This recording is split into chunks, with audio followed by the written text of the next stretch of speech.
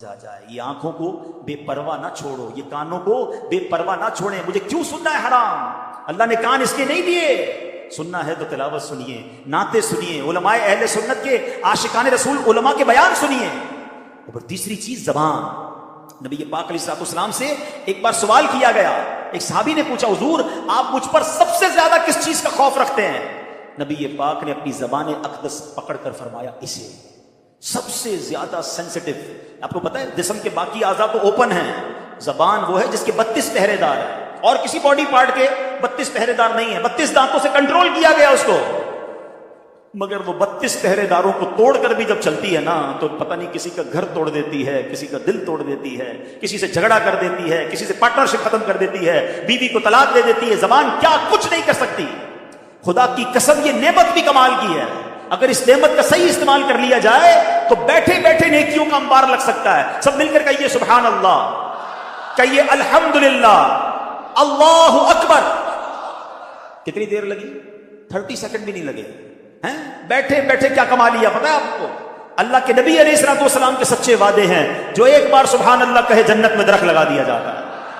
ایک بار الحمدللہ کہے جنت میں درخت لگ گیا. ایک بار اللہ اکبر کہے جنت میں درخت لگ گیا. افضل الذکر کہا گیا لا الہ الا اللہ. میں بیٹھا رہوں لا الہ الا اللہ پڑھتا رہوں, بیٹھا رہوں سبحان اللہ پڑھتا رہوں, بیٹھا رہوں اللہ اکبر پڑھتا رہوں. نبی پاک فرماتے ہیں جنت کے خزانوں میں سے, جنت کی کیاریوں میں سے اگر کسی کو کچھ چننا ہے تو لا حول ولا قوت الا باللہ پڑھ لے. یہ جنت کے خزانوں میں سے خزانہ ہے. حدیث پاک کا مضمون ہے. کتنا آسان ہے, واقعی کمال کی نعمت ہے.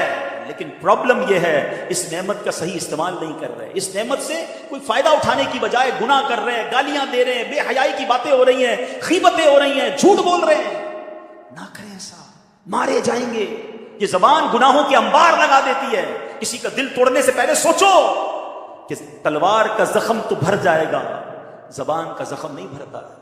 آپ زندگی میں کئی بار بول کر پچھتائے ہوں گے کہ یار کاش چپ رہ جاتا. کبھی خاموش رہ کر نہیں پچھتائے ہوں گے. ہاں بول کر یار کیا یار کیوں بول دیا, دشمنی ہو گئی, رشتہ ٹوٹ گیا, پارٹنرشپ ختم ہو گئی, غصے میں یار نکل گیا زبان سے, تو پہلے سوچتے نا. یہ جو دعوت اسلامی کے ماحول میں بڑا پیارا ایک نعرہ امیر علیہ سنت لگاتے ہیں. کیا نعرہ ہے؟ پہلے تولو بعد میں بولو. یہاں تو احساس ہی نہیں, ہم تو بولنے کے بعد تول رہے ہوتے ہیں. صحیح بولا غلط بولا, پہلے تولنا تھا نا. تو کاش یہ احتیاط نصیب ہو جائے.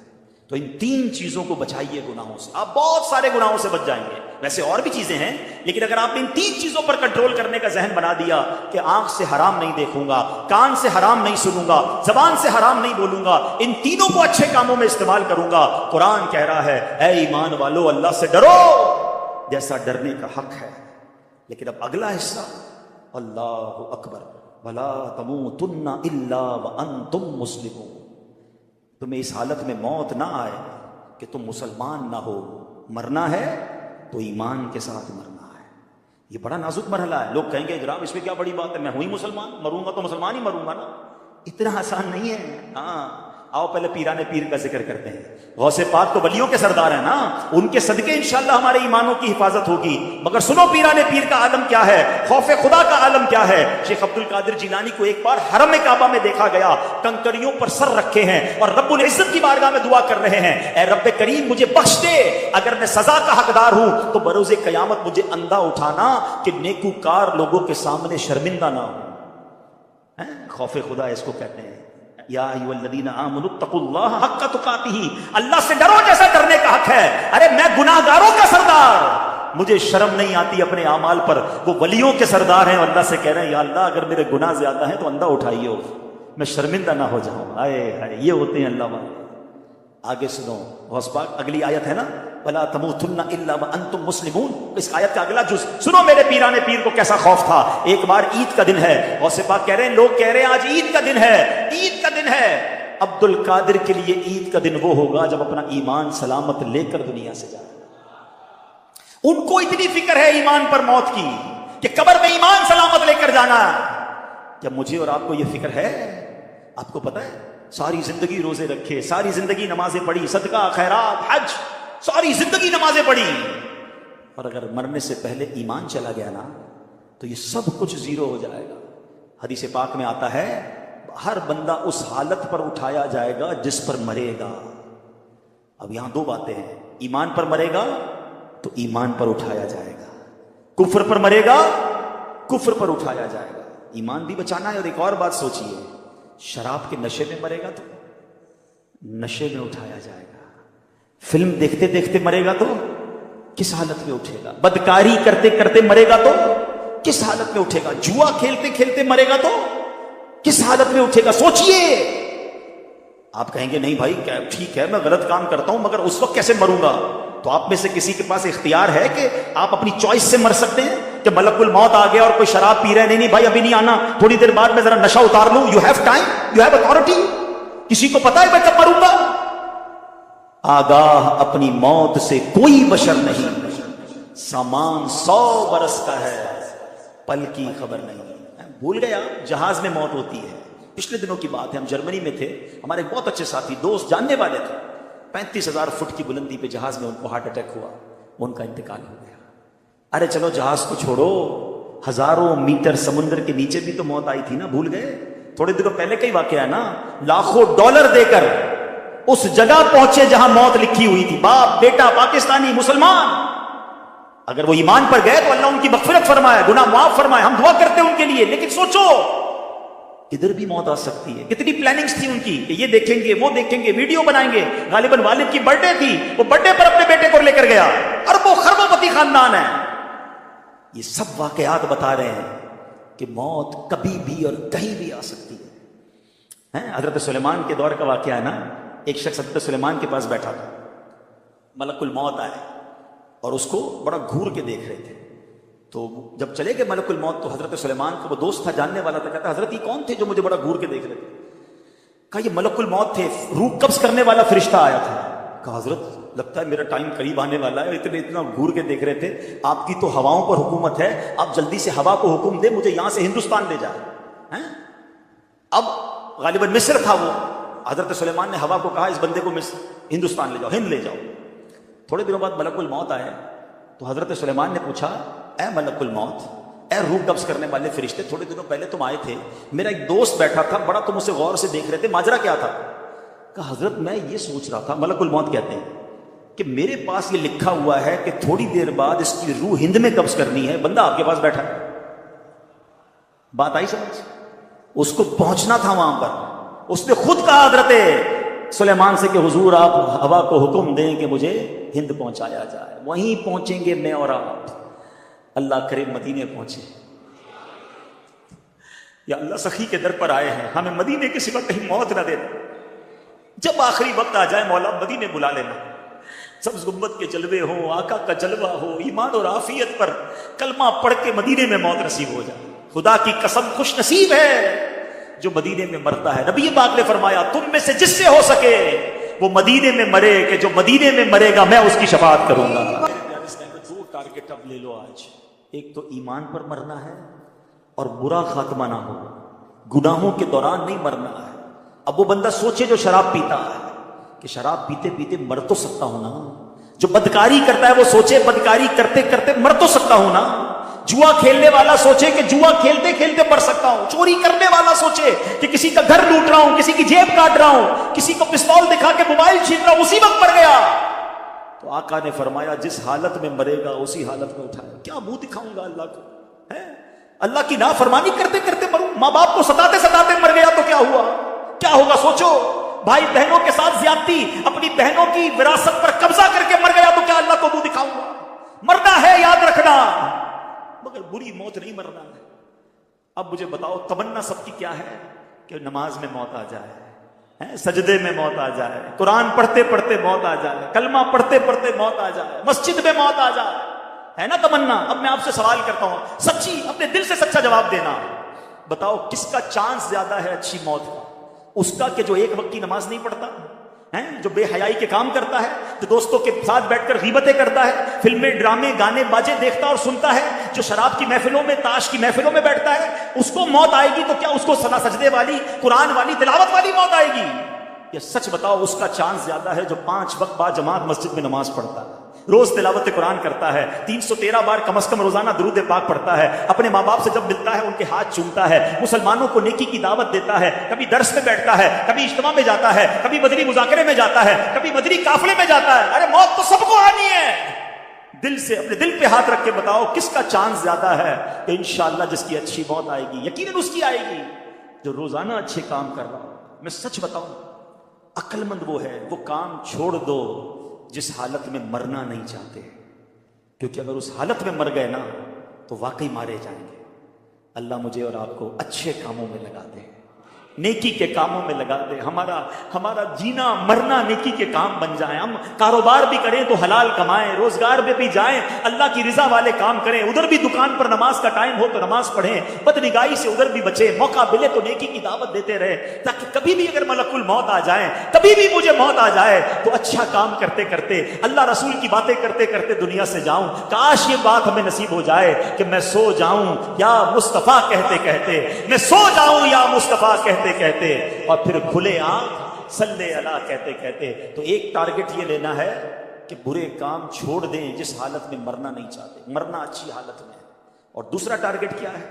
ایمان سلامت لے کر جانا ہے۔ سیدی اعلیٰ حضرت فرماتے ہیں کہ جس کو زندگی میں سلب ایمان کا خوف نہ ہو، یعنی جس کو یہ خوف نہیں ہے نا کہ میرا ایمان چھن سکتا ہے، مرتے وقت اس کا ایمان سلب ہونے کا اندیشہ ہے، ڈر ہے کہ اس کا ایمان سلب کر لیا جائے۔ اے میرے پیارے اسلام بھائیوں، ایمان کی جو ڈاکو ہے نا وہ گھوم رہے ہیں۔ ہاں اس وقت بہت برا حال ہے، بڑی پلاننگ کے ساتھ میرے اور آپ کے ایمان کو چھیننے کے لیے شیطان نے پلان کیا ہوا ہے۔ شیطان بڑا مردود ہے، وہ تھوڑی چاہتا ہے میں اور آپ ایمان لے کر جائیں، وہ چاہتا ہے میں تو جاؤں گا جہنم میں، ان کو بھی ساتھ لے جاؤں۔ تو مذہبی حلیہ اپنا کر کوئی سوشل میڈیا پہ بیٹھا ہوا ہے، کوئی انٹرنیٹ پر بیٹھا ہے، کوئی جناب قرآن کی اپنی تفسیر بیان کر رہا ہے، کوئی حدیثیں بیان کر کر کے لوگوں کو گمراہ کرنے کی کوشش کر رہا ہے، اور بھولے بالے مسلمان سب کی باتیں سن رہے ہیں، سب کو فالو کر رہے ہیں، سب کو دیکھ رہے ہیں اور پریشان ہو رہے ہیں۔ مجھے سمجھ نہیں آتا، ایک بات بتاؤ، آپ کو گھر بنانا ہو تو موچی سے بناتے ہیں بلڈر سے بناتے ہیں؟ بلڈر سے بناتے ہیں، موچی کا کام نہیں ہے۔ چپل بنانے ہوتے تو موچی سے بناتے ہیں، دوائی لینی ہوتی ہے تو موچی سے نہیں لیتے، ڈاکٹر سے لیتے ہیں۔ جس کام کی ضرورت اس کے ایکسپرٹ کے پاس جاتے ہو نا۔ تو میرا دین اتنا مظلوم ہو گیا کہ جو سکھائے اسے سیکھنا شروع کر دو گے۔ دین بھی سیکھنا ہے تو عاشقان رسول علماء سے سیکھنا ہے، اور دیکھنا ہے کہ ان کے دل میں صحابہ کی محبت ہے کہ نہیں، اولیاء کی محبت ہے کہ نہیں، اہل بیت کی محبت ہے کہ نہیں، رسول پاک کی محبت ہے کہ نہیں، اللہ سے محبت کرتا ہے کہ نہیں۔ ارے جو ان ہستیوں سے محبت نہیں کرتا اس کا میں نے کیا کرنا ہے؟ یہ سب چیزیں آپ نے سیکھنی ہوں گی۔ اے میرے پیارے اسلامی بھائیوں، یہ بڑا پرفتن دور ہے، دین کے نام پر ہمارے ایمان پر ڈکیتی ڈالی جا رہی ہے۔ اعلیٰ حضرت نے 100 سال پہلے سمجھا دیا تھا، سونا جنگل، رات اندھیری، چھائی بدلی کالی ہے، سونے والوں جاگتے رہیو، چوروں کی رکھوالی ہے۔ ارے چور ہی رکھوال بن گئے ہیں، آنکھ سے کاجل صاف چرا لے، یا وہ چور بنا کے ہیں، تیری گچڑی تاکی ہے اور تو نے نیند نکالی ہے۔ ہمیں اپنے آپ کی اپنے ایمان کو بچا کر اپنی ایمان کو سلامت لے کر قبر میں جانا ہے۔ تو ایک تو یہ بات کہ ہمیں علماء کرام سے مربوط رہنا ہے، عاشقان رسول علماء کرام سے۔ اور آج دعوت اسلامی کا ماحول آپ کے سامنے ہے، سبحان اللہ، صحابہ کی محبت بھی دیتا ہے، اولیاء کرام کی محبت بھی پلاتا ہے، اہل بیت سے بھی پیار کا درس ملتا ہے، عشق رسول کے جام بھی بھر بھر کے پلائے جاتے ہیں۔ کوالیفائڈ سرٹیفائڈ مفتیان کرام علماء کرام موجود ہیں، ماشاءاللہ مستند کتابیں لکھی جا رہی ہیں۔ جب اتنا کچھ دعوت اسلامی کے پاس موجود ہے تو کیوں نہ ہم اس سے وابستہ ہو کر اپنے ایمان کی حفاظت کریں۔ ایک اور اہم بات، آخری بات، باتیں تو بہت ساری ہیں مگر ٹائم کافی ہو گیا ہے۔ ایمان کی حفاظت کے لیے ذرا سنیے گا، آقا علیہ الصلوۃ والسلام فرماتے ہیں آدمی اپنے دوست کے دین پر ہوتا ہے، اسے یہ دیکھنا چاہیے کہ کس سے دوستی کر رہا ہے۔ اب غور کیجئے، ہم جوتا نہیں سلواتے جب تک پتہ نہ چلے موچی کیسا ہے، کپڑے نہیں سلواتے اس درزی سے جب تک پتہ نہ چلے یار درزی ٹھیک ہے، کپڑے صحیح سیتا ہے کہ نہیں، ڈاکٹر کے پاس جانے سے پہلے 4 بندوں سے پوچھتے ہیں یار ڈاکٹر ٹھیک ہے کہ نہیں۔ اور جو تھوڑی دیر بیٹھا اس کا دوست بنا لیا، بلکہ اب تو ڈیجیٹل دوست، friend request I accept, friend request I accept, حالانکہ بندہ دوست کے دین پر ہوتا ہے۔ اب لوگوں سے پوچھو نا یار تم نے اس کو دوست بنایا جو صحابہ کو برا بھلا کہتا ہے؟ ہاں بھائی اس کا عقیدہ ہے میں تو بس صرف دوست ہوں، چائے پیتے رات کو بیٹھتے ہیں۔ کوئی ہے بھائی وہ اہل بیت کو برا بھلا کہہ رہا ہے؟ ٹھیک ہے اس کا عقیدہ ہوگا دوستی، میں تو بس ایسی کھاتے پیتے ساتھ ہیں۔ غور کیجئے یہ کدھر جا رہے ہو آپ؟ بد عقیدہ سے دوستی کرو گے؟ چلو میں آپ سے ایک سوال کرتا ہوں، کوئی آپ کی ماں کو برا بھلا کہے، آپ کے والد کو برا بھلا کہے، رات کو بیٹھو گے چائے پینے اس کے ساتھ؟ جاؤ گے اس کے گھر پہ؟ بلاؤ گے اس کو گھر پر؟ نہیں۔ میری ماں کو برا بھلا کہے میں اس کا گریبان پکڑ لوں، اور مومنین کی ماں کو برا بھلا کہے میں اس سے دوستی کروں؟ میرے والد کو برا بھلا کہے مجھے بالکل نہیں پسند ہے، صحابہ کو برا بھلا کہے مجھے کوئی ٹینشن نہیں ہے، ہمارے خاندان والوں کو برا کہے تو مجھے کوئی میں جان لے لوں اس کی، اولیاء کرام کے بارے میں بکواس کرے جو اللہ کے دوست ہیں، مجھے کوئی پرابلم نہیں ہے، کس سے دوستیاں لگا رہے ہو؟ وہ کیسے میرا دوست ہو سکتا ہے؟ دوست کے دین پر ہوتا ہے۔ اللہ کرے کہ دوست بنانے سے پہلے ہم چیک کریں کہ اس کا دین ایمان کیا ہے، اس کا عقیدہ کیا ہے، اور یہ سب سے زیادہ ضروری ہے۔ اگر وہ اللہ رسول کا نہیں، صحابہ اہل بیت کا نہیں، چاہے میرا رشتہ دار کیوں نہ ہو، میرا اس سے کوئی تعلق نہیں ہے۔ الحب فی اللہ والبغض فی اللہ، محبت بھی اللہ کے لیے ہے، اگر دشمنی ہے تو اللہ کے لیے ہے، ذاتی کوئی دشمنی نہیں، ذاتی کوئی محبت نہیں۔ آخری بات سن لو، امام حسن مجتبیٰ نے ایک بار مولا علی سے سوال کیا، نواسہ رسول ہے نا، کہتے ہیں اے بابا جان کیا آپ مجھ سے پیار کرتے ہیں؟